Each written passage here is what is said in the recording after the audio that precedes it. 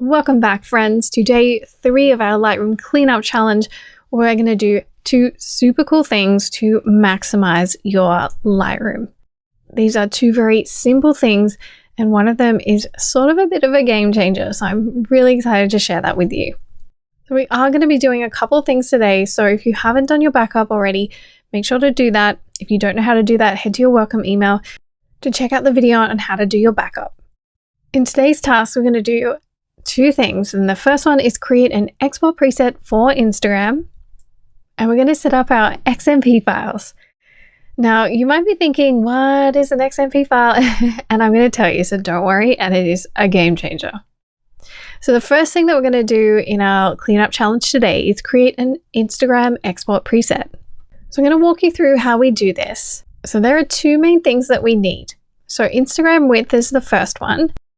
And we want to make sure that this short edge is 1080 pixels. So that is the width of the short edge for our Instagram file. Now the quality, we do a quality of around 85% is what I recommend, just to reduce the file size while not compromising too much quality of the image. Resolution for digital doesn't matter, so you can just leave whatever is in there. This only matters for print. So come with me into Lightroom and let's create that export preset for Instagram. To set up a preset, all we need to do is right click on our file, head to export, and you're going to click export again, and it's going to bring up the export file window. So we're going to go and set up our preset over here, and our export location will default to the same folder as our original photo, which I recommend. Makes it really easy to find. Now, if you want to put it in a subfolder, so that you can find it really easily, let's go ahead and pop in Instagram. So just make sure that that's ticked, and it's going to put any image that we export using this preset into this location. Now you can head down to File Settings. You want to make sure it's a JPEG. You want to make sure the color space is sRGB, which is what we need for web. So the quality, I recommend popping in 85. We're not going to limit the file size because we want control over the quality and the resizing. So we're going to make sure that this is ticked resize to fit, and then you're going to make sure that you have short edge, which is 1080 pixels. So we don't need to worry about resolution. That is only applicable for print. Output sharpening, for me personally, I always do sharpening in the program. And for metadata, I like to have contact and copyright information only. I don't tend to also have a watermark on Instagram, but you can go ahead and pop any of those settings in if you want. So under user preset over here, once we've done that, you're going to hit add, and it's going to come up and ask us just to name our preset. So I'm going to do IG for Instagram, and then I'm going to do an 8x10, and then simply hit create. And that's come up with our preset here. So I'm going to click done. So you can simply come over and do export and find user presets. Otherwise, you can head up into the menu, go file, export with preset, and you can go ahead and select that and just export that. So now if we jump onto the hard drive where this is located, you can see that it is popped the file that we just exported into our Instagram folder here. Now the second task we're going to do today is setting up our XMP files. So by setting up our XMP files, we're going to be able to access edits that we've made along with our raw files on any computer or in any catalog. Oh, it's such a game changer. So to do this, we need 2 things. So we need our hard drives, which is going to contain our raw files, and we need our Lightroom catalog. So what we're going to do is go into settings. So if you're on a Mac, you can find this in Lightroom Classic catalog settings, or you can find it is edit catalog settings if you're on Windows or PC. Then we're going to head to the metadata tab and make sure that automatically write changes to XMP are ticked. So let's talk about this a little bit more. So Lightroom saves what's called an XMP file, which is known as a sidecar file. So we can see here when we have XMPs enabled that these files are stored as a sidecar file with our raw file. So you can see in this folder here we have the NEFs and our XMPs.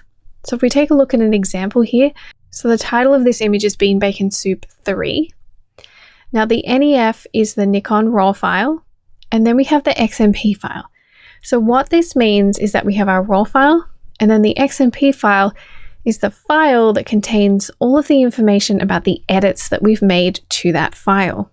It's a very small size, but it's very powerful because it's going to be able to allow us to import or open the raw file with the edits in any Lightroom.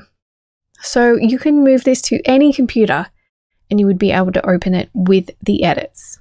So we're going to do this and we're going to take a look at the back end here. So anytime we see the raw file and the XMP file, it means we can open any version of Lightroom on any computer, bring these images in, and they will bring in our edits for us.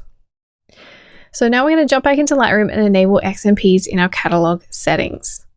Now there is a disclaimer here. If you haven't done this before and you have thousands of photos in your Lightroom catalog, it's going to take some time.